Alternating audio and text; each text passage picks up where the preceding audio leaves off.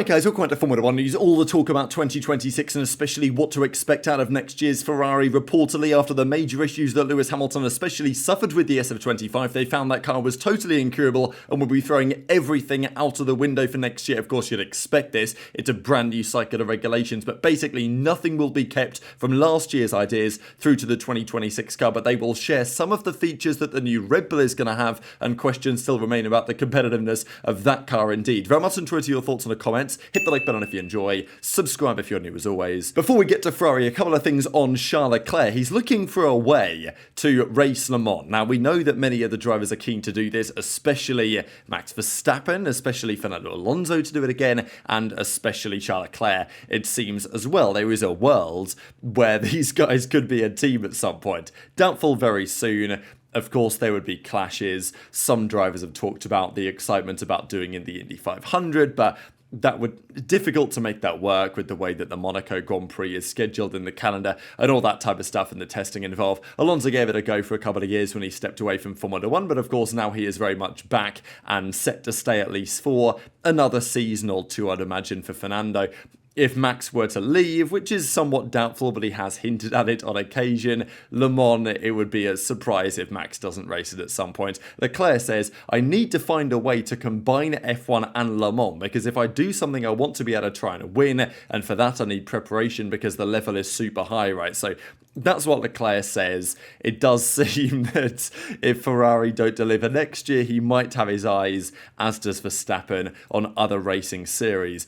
Now, let's talk 26.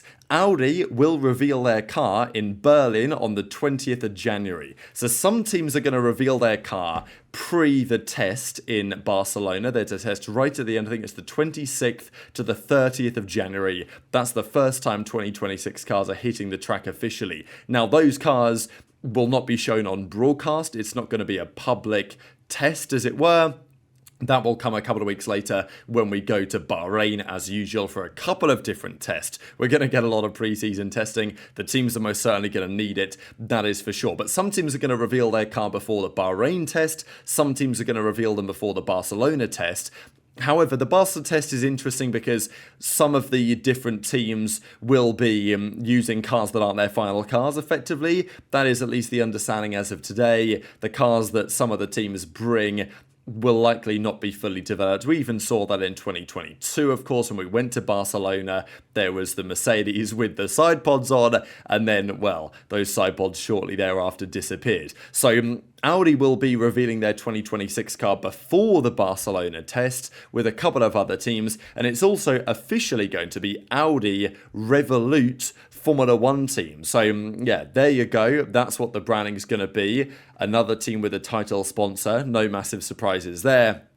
But the 20th of January, which is only just over a month, right? I think we're only something like 12 weeks away, maybe 11 weeks from the first race of next season, right? And there's going to be a lot happening on track even before now and then. The other development for next year, and there was a discussion here by this Audi fan account as to whether this could be related to Audi, but there was an interesting article that Rosario Giuliano put out here on Auto Racer that discussed the following. This is about teams using electronic or hydraulic actuators on the front and the rear wing. Now, over the last few years, DRS is primarily a hydraulically actuated mechanism. Now, DRS is disappearing for 2026, but it's kind of not really. The rear wing will still be able to move, kind of in the way that DRS currently operates, but that will also be a thing on the front wing as well, but it won't be activated when you're within a second of the car in front. It will just be activated whenever you go between a straight and a corner, because that's the only way that these very thirsty power units and the batteries will actually be able to survive a full lap of a Grand Prix without running out of power, basically. So that is the compromise that needs to be made.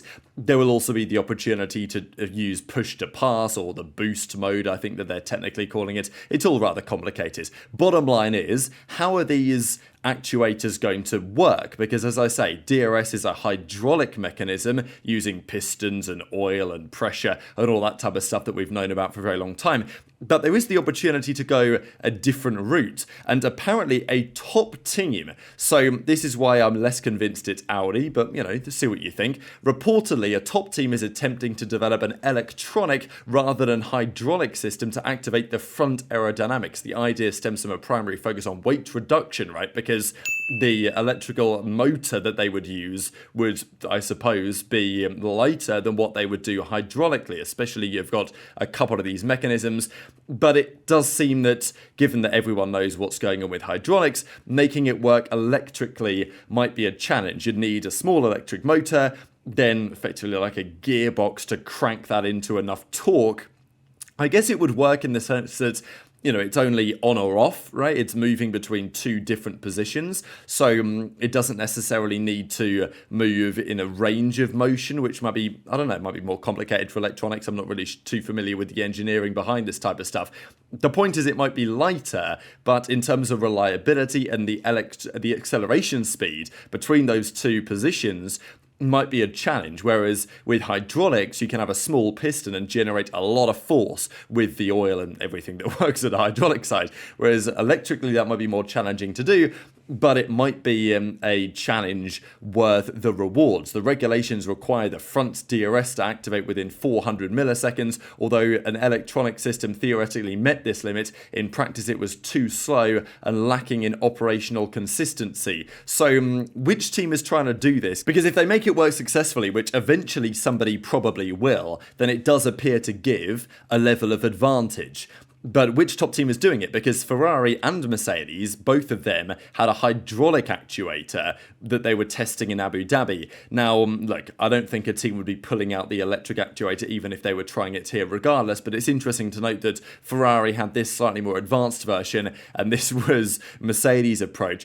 It's interesting that, Mercedes had this very clearly hydraulic system, but that is clearly not what they're going to be running on the car next year. So is it possible that this is purely their version for now to say, oh, we're so behind the curve, guys, like, look at what we're currently running, but actually they've spent a lot of their work on this electronic actuator? Enter into your perspective in the comments below on that one. Red Bull could be the team, but also they've got a lot to think about for next year regardless. Marco is going. Horner is gone. Marco's been saying a lot, as we know, over the last few days. What we do know is that Red Bull will have the RB22 for next year. That is probably what it's going to be called. It'd be a surprise if it isn't. And also the way that they're going in terms of suspension geometry. Now, Andrea Stella says they might have a challenge on their hands, and even to be fair, Red Bull themselves have admitted this to an extent. They gave a lot to this most recent season. They gave it a damn good go in the end, as did Max Verstappen. But they did lose the constructors, and they did, by 2 points, lose the drivers. So McLaren, they got away with it. They got away with the way that they handle things internally. They also got away with not upgrading their car, right? Stella admitted that even if they did push further on the upgrades they could have brought, the 26 project would have been heavily compromised. We want championships in the future. When you look at Red Bull, there's an issue there, right? They're happier to give up a bit next year to focus on 2025. Didn't work out for Red Bull in the end. It did work out for McLaren. But Red Bull say we'd actually prefer to do that because the learnings we'll have from that will actually help us on 2026. Ferrari might say that, but not in quite the same way. They would say, oh, well, our learnings from 2025 would just never do that again. And that's what we're going to discuss in a second. But reportedly, and I think Auto Racer were the first to talk about this, but the Planet F1 guys are talking about it as well, that the RB22 will have double pushrod suspension, pushrod front, pushrod rear. Now, the last few years, they've run pull rod front suspension and pushrod rear. That is the Adrian Newey special. Now, that changed on some cars, right? Most cars adopted that approach over the last few years, effectively because Newey had it right all along. And through that whole period, Ferrari had it backwards, at least as far as, the Red Bull guys were concerned, probably. They had pull rod rear, push rod front. Then they changed it up. They put push rod to the rear. They effectively, I think they went pull rod, whatever. They tried to copy to some degree what Red Bull were doing, but arguably it was too little too late. They made some quite radical suspension changes for 2025. None of them really worked. But reportedly, next year, Red Bull are going push rod, pushrod, which will be a departure for the first time in some time. And it's the same for Ferrari. They're supposedly going, I think this is meant to say pushrod at the rear for the first time since 2010. So it seems that Red Bull and Ferrari have the same approach when it comes to suspension geometry for next season. Time will tell whether that's the right one or not. What I'm pretty fascinated to know is what Aston Martin are going to do, because what does Adrian Newey think about this cycle of regulations? Last time, he was right from day one when he took matters into his own hands and entirely designed, as far as we understand, probably not entirely, but effectively Newey for 2022 realised that his time was best spent on the suspension. That's what he put together, and it became the standard in that era. 2026, the teams seem to think that going pushrod is the way to go.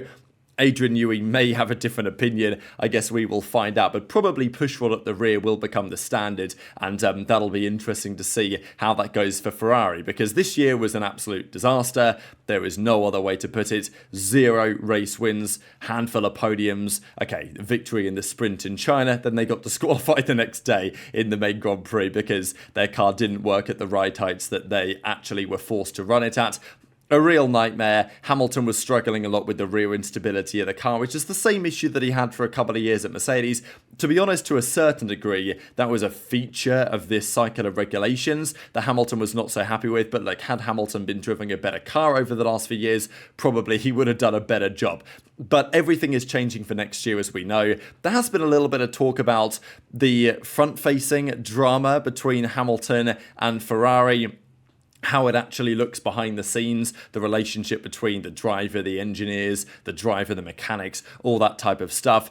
Matteo Tognali, actually, who's the trackside engineering manager, says it's not as bad as you think. So maybe you'd argue he would say that, but he says, look, the adaptation process is difficult. What you see from the outside is actually worse than it really is. The relationship is very positive. We've got a really strong bond. Nevertheless, there is frustration, and look, he's struggling due to various reasons, but I'm confident that it's not as bad as you think, and I'm sure that with time we will improve. I do wonder whether Hamilton will still have Riccardo Adami as his race engineer for next season.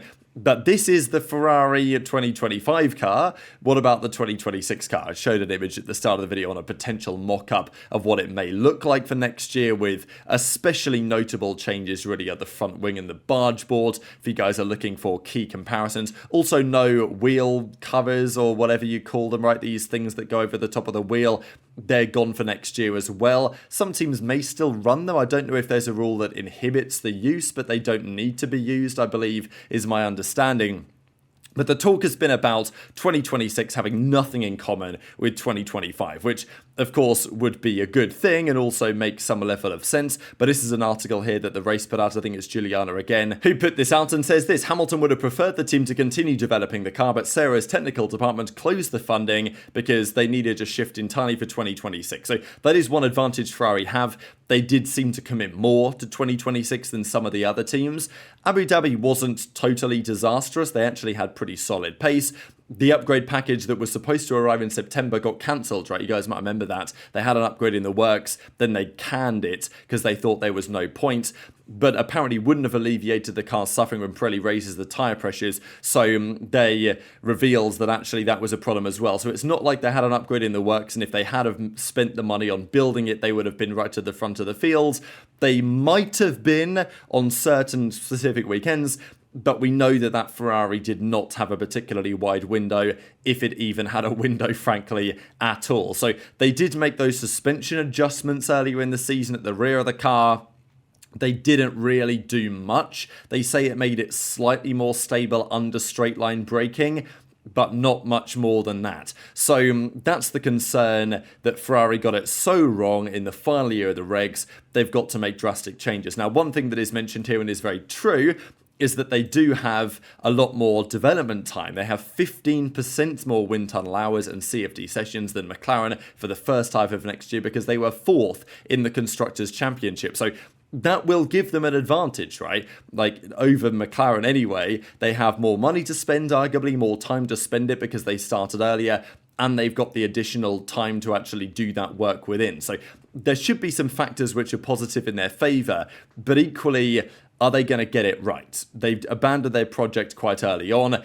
2026 will grow in a more modest silence after, I mean, we'll see about that when it's Ferrari at the end of the day. There will be positive noises about their car. It simply is what it is. After a 2025 season that began with great enthusiasm, how many times have we seen that before? The bodywork has been approved in its entirety after cooling volume and the gearbox were defined. The 26 car will have little or nothing in common with 25, and the simulator drivers have already worked on a change in driving style, which will not only concern the management of the electric part, but also a hybrid driving style between the 2021 and 2022 cars. So that'll be very interesting, right? Especially for Hamilton's side.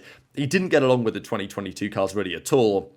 The discussion is that it will be not the same as the 2021 machinery precisely, where of course that era Hamilton went very well, various reasons under braking and everything. It just felt like it wasn't possible to attack the corners quite as much as Hamilton. Hamilton's real advantage is incredible feel late on the brakes, feel for how much grip he's got in the car, braking, turning in and taking a lot of speed into the entry of the corners and really attacking the corners, and rather than driving him effectively 95% was the fastest way to drive these most recent cars.